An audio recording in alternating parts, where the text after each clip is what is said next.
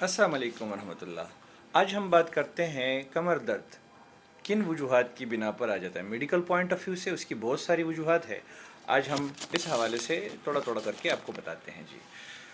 कमर दर्द की बहुत सारी वजूहात हैं। उनमें से सबसे पहले पर हम सब शिकार हैं, वो है मुसलसल ज़हनी दबाव, टेंशन, डिप्रेशन। बहुत सारी चीज़ों को अपने जहन पर सवार कर लेना, जिसकी वजह से आसाब तन जाते हैं और हमें कमर दर्द या पट्टों में खिंचाव शुरू हो जाता है। ये एक बुनियादी वजह है।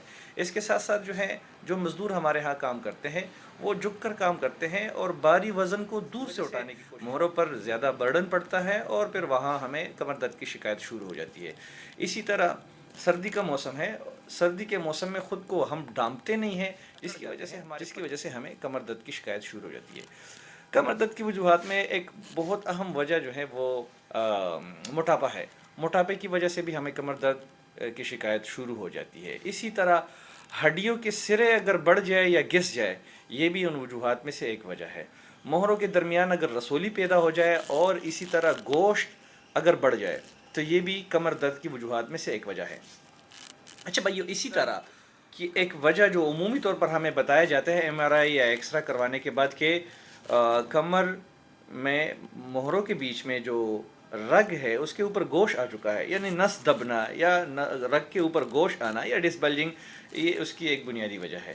गलत तरीके से एक्सरसाइज करना, ये भी उसकी वजूहात में से एक वजह है। हम बग़ैर इंस्ट्रक्टर के बाज़ दफ़ा एक्सरसाइज करवाने की शिकायत शुरू हो जाती है।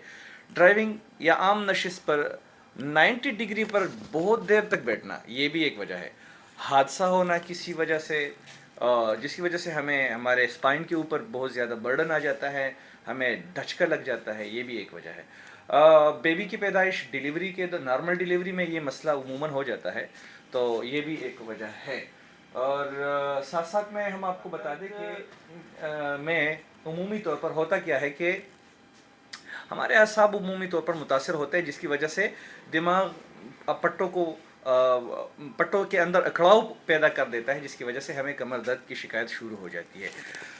कैल्शियम की कमी, हड्डियों की कमज़ोरी, हड्डियों की टीबी, डीली चरपाई पर बैठना, नरम फोम पर ज़्यादा देर बैठना, खड़े होकर बहुत देर तक मुशक्क़त करना, हड्डियों में नमकियात की कमी और अंदरूनी तब्दीली हड्डियों के अंदर।